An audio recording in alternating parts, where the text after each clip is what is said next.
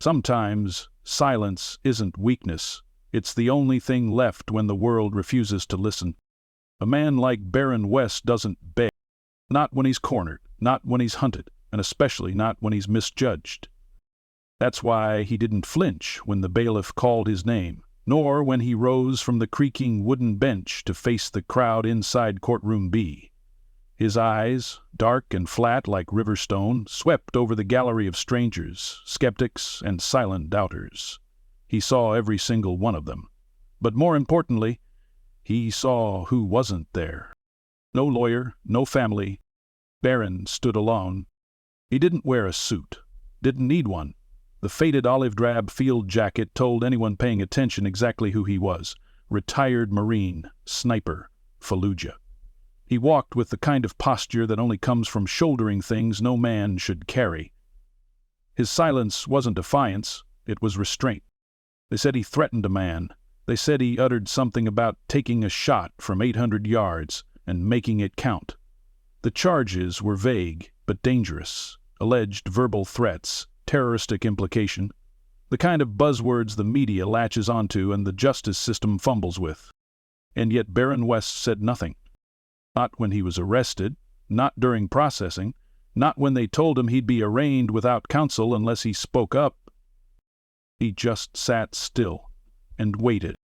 Across the courtroom sat Ryan Tuller, the so-called victim. He leaned back in his chair like he owned the place. Sharp blue suit, silver cufflinks, and a smirk that had never once been earned. The kind of man who picked fights in safe places and bragged about it afterward. Next to him sat Assistant District Attorney Charles Redmond, a young climber with slicked-back hair and too much confidence for a guy who'd never seen blood. Redmond glanced at his notepad, flipping through yellow legal pages that already had a verdict written between the lines. Judge Eleanor Brooks entered briskly, her black robe trailing behind her like smoke. She took her seat high above the courtroom and tapped the gavel once. "All rise," the bailiff called. Baron stood again, unmoving as granite. As the courtroom sat, Judge Brooks adjusted her glasses and looked at him. No lawyer at his side, no briefcase, no prepared statement. Just that same field jacket and the rigid bearing of a man who'd already been sentenced 100 times before. In war zones, in silence, in the hearts of people who never knew him. Well, attention, right? "Mr. West," the judge began. "Do you understand the charges brought against you?" Baron gave a slow nod. "Just one." "Do you wish to represent yourself?" Another nod, firmer this time. Judge Brooks frowned. "You are aware this could result in significant consequences. A conviction under these circumstances may carry a serious sentence." Baron blinked. Once. He did not nod again. Redmond leaned forward. "Your Honor, the prosecution is prepared to proceed." The judge sighed, clearly uneasy. But she nodded. "Very well. Mr. Redmond, you may call your first witness." Redmond stood smoothly, adjusting his tie with the smugness of a man who'd never been wrong long enough to grow from it. "The prosecution calls Mr. Ryan Tuller." Tuller strutted to the stand like he was stepping onto a talk show stage, raised his right hand, swore the oath, sat down with a confident grin that oozed privilege. "Mr. Tuller," Redmond began, "can you please recount the events of the morning of March 8th at the Quick Fuel gas station?" Tuller cleared his throat, his voice carrying just the right amount of feigned shakiness. "Yeah, it was around 8:30. I pulled into Pump 4. This guy," he pointed without looking at Baron, "was already there, staring at me. Intense, like hostile." Redmond nodded. "And what happened next?" "I stepped out of my truck, asked him if he was done using the pump, and he just looked at me and said, and I quote, 'You take one more step toward me, I'll put a round through your temple from 800 yards out.' That's what he said, word for word." A few gasps drifted through the courtroom. Redmond turned slightly, letting the weight of the accusation fill the silence. "Were you threatened?" "Hell yeah, I was threatened," Tuller barked. "Who says something like that? He's a trained killer. He should be locked up or medicated or something." Baron didn't move. He didn't even blink. His eyes were still on Tuller, not in anger, not even in disgust. Just the quiet appraisal of a man who already knew the truth would show up eventually, even if it limped in late. The judge turned to him. "Mr. West, do you wish to respond?" He stood slowly, his boots echoing on the hardwood floor. He walked forward. No notes, no legal jargon, just a man staring down judgment. And then he opened his mouth to speak for the first time in the entire proceeding, but the courtroom doors opened behind him, hard, loud. The gavel slammed down. Order! Everyone turned to look. The man who walked in wore a perfectly pressed uniform with 4 stars on each shoulder. Every ribbon, every medal on his chest glinted beneath the dull courtroom lights. He didn't pause. He just walked straight toward the bench and said the 7 words that would turn the entire case upside down. Baron West didn't threaten anyone. He saved me. The courtroom fell into a silence thicker than cement. Redmond paled. Tuller froze mid-breath. Baron West didn't even turn around, because he already knew that man was coming. The general's voice didn't need to be raised. It was the weight of it, the certainty behind every syllable that yanked oxygen from the room. General William Iron Bill Cartwright stood in the center of the courtroom like he'd once stood in a combat zone, his mere presence shifting the tone from petty legal scuffle to battlefield tribunal. His gaze didn't scan the room. It locked directly on the judge, as if he'd already decided who mattered and who didn't. Judge Brooks leaned forward. "Excuse me, sir, you are—" "General Cartwright, United States Marine Corps, retired." "And you are here in what capacity, General?" Her voice had softened slightly, touched by deference, but still shielded behind procedure. He nodded once, measured. "I'm here on behalf of Baron West." A ripple stirred in the back row. Reporters scribbled faster.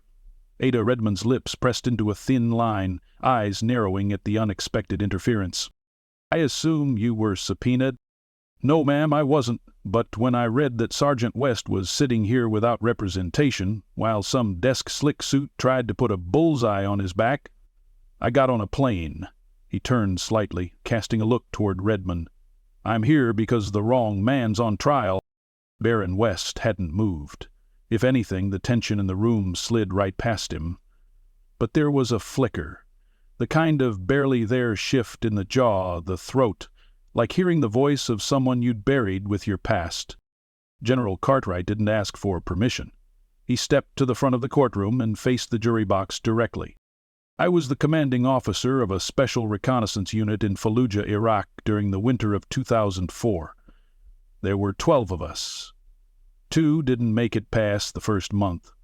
We were embedded for long-range overwatch and counterinsurgency. We worked behind enemy lines, often isolated. Sergeant West was my sniper." Redmond stood up. "Your Honor, this is highly irregular. He has not been sworn in. We don't even know—" "Sit down," Judge Brooks said quietly, without looking at him. General Cartwright continued, "On December 11th, I made a mistake. We were running a covert observation op from a rooftop just south of Route, Michigan. I missed a glint from a building half a click away. A sniper. Local militia. He had eyes on me and I didn't see him. Barron did." He paused, letting the weight settle. He didn't have a shot. Not then. Not at that angle. But he didn't panic. He waited. Tracked him. Knew the rhythm of the shooter's movement from 30 seconds of mirror flash. When the angle came, 15 degrees crosswind, he took the shot. 1 round clean through the scope. The general's voice dropped. "That's the only reason I'm standing here." He turned then, finally facing Barron. "He didn't just save my life, he saved 3 others. And he did it without fanfare. Without a word. That's who Baron West is." The judge folded her hands beneath her chin. "General, I appreciate your testimony, but this case pertains to an incident at a local gas station." Cartwright nodded. "I know, Your Honor. And I'm getting to that. He turned toward the gallery now, zeroing in on Tuller like a man reading coordinates. I've been tracking this case. I've read the police report. I've watched the gas station security footage, even if the audio was garbage. And I know liars when I see them. Ryan Tuller shifted in his seat, blinking rapidly. "What the hell is this?" he muttered. The general ignored him. "I may be retired, but I still consult for the Department of Defense. I have clearance that most people in this room can't spell. You think I can't get unredacted surveillance?" He pulled a small folder from inside his jacket and handed it to the bailiff. "For the court record." Judge Brooks raised a brow, but motioned for it to be delivered. She flipped through the printed stills. The quality was higher than the police copies. The angles were wider. "Those are time-stamped shots from a privately contracted security network across the street. No audio, but it's clear enough. You can see Mr. Tuller confront Barron. You can see Barron backing up, not forward. And you can see Tuller pointing toward his waistband like he had a weapon." Gasps broke through again.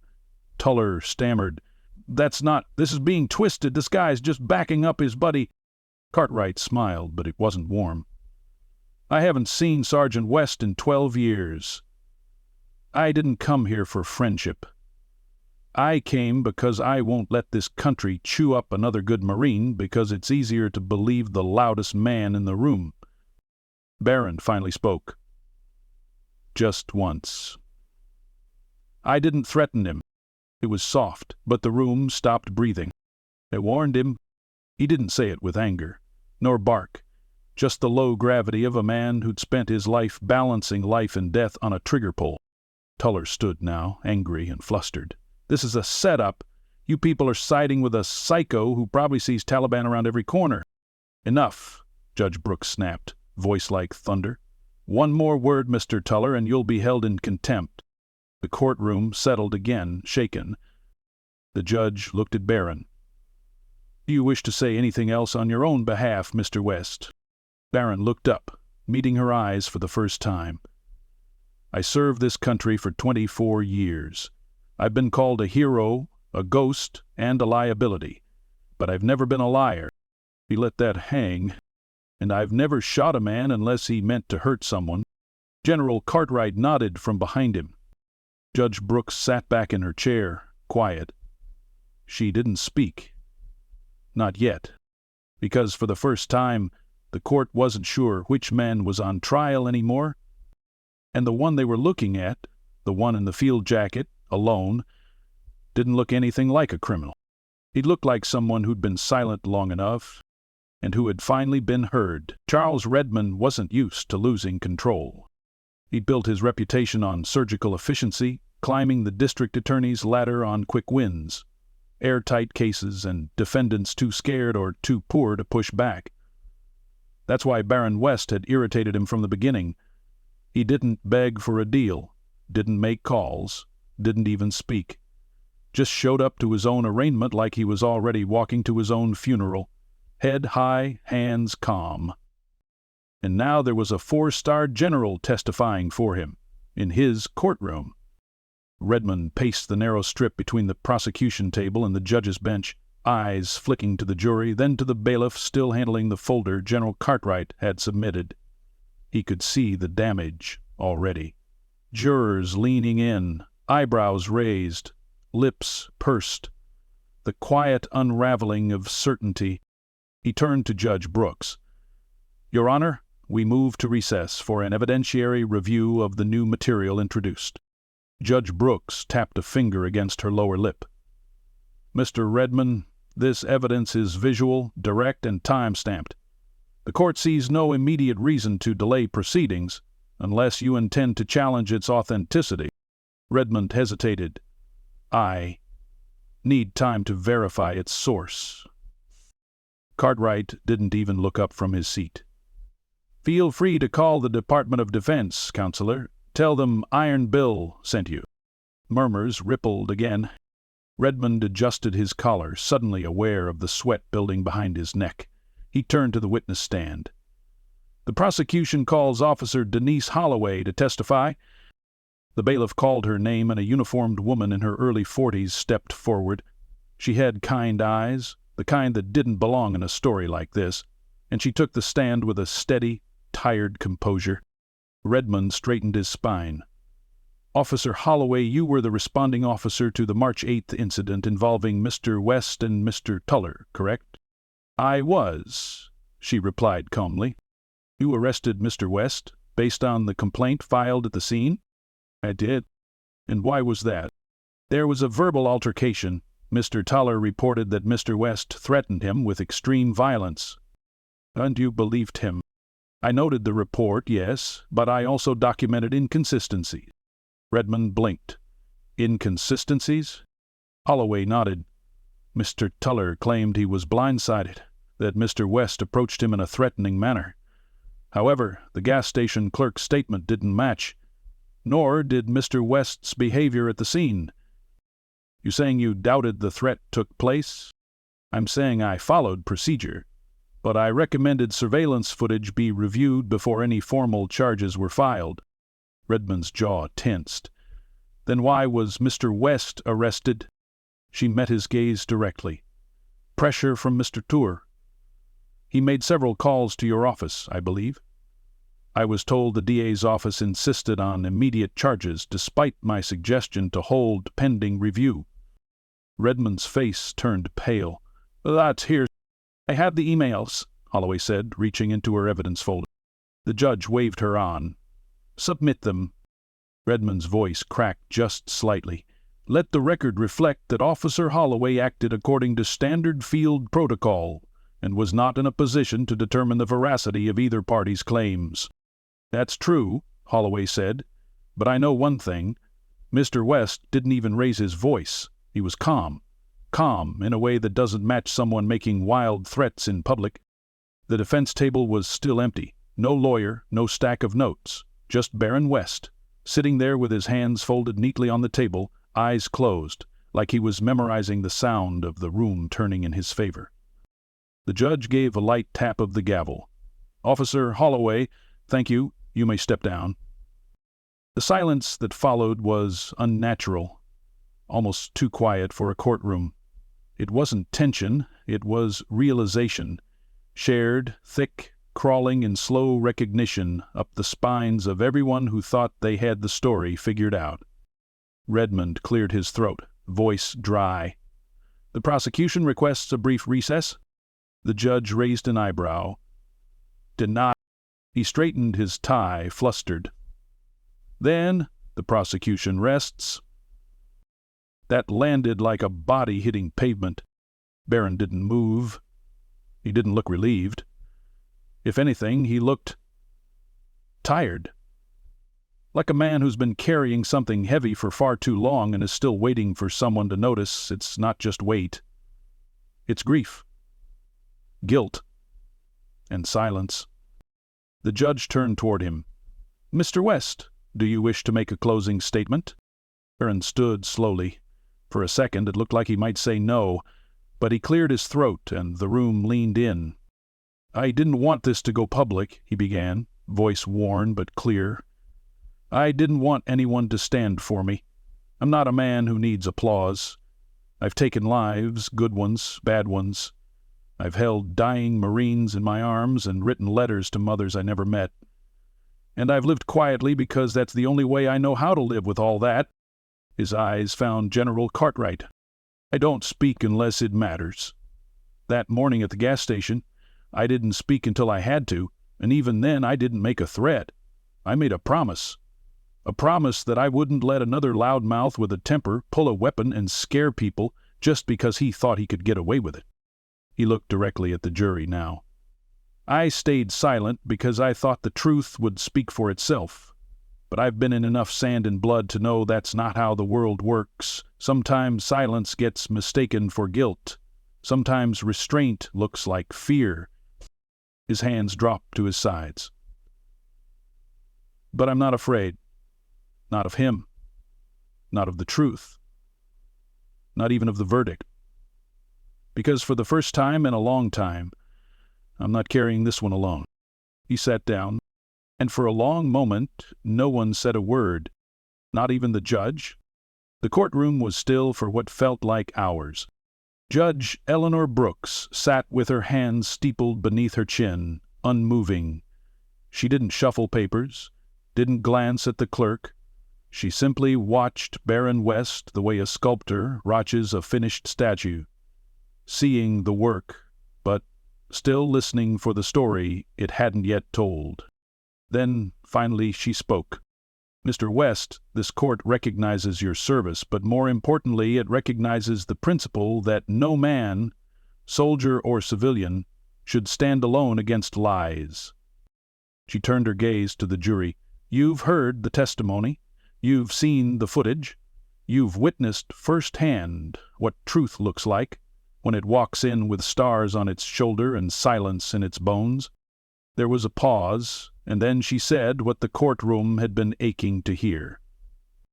"You are dismissed, Mr. West. Charges dropped. This court owes you more than an apology. It owes you acknowledgement." Baron didn't smile. He nodded once, and for him that was more than enough. A wave of emotion passed through the room, not the clapping kind, not loud, just a swell of energy. Shoulders easing, jaws unclenching, eyes shining. General Cartwright stood again, walked over, and put a hand on Baron's shoulder. "You never needed me to speak for you," the general said quietly, "but I'm damn proud I did." Baron rose, shook his hand. "Thanks for coming." Cartwright smirked.